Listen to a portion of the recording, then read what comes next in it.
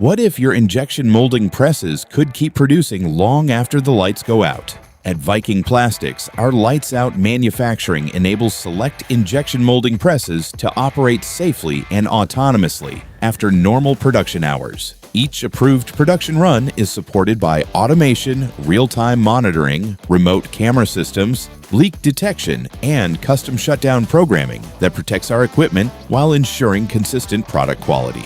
Today, 24 part numbers are approved for lights-out production across 12 presses. In 2025 alone, the program generated more than 3,000 hours of unattended manufacturing. The result is increased manufacturing capacity, reduced weekend overtime, improved press utilization, and a safer, more efficient operation, all without compromising the quality our customers expect. That's Lights-Out Manufacturing at Viking Plastics.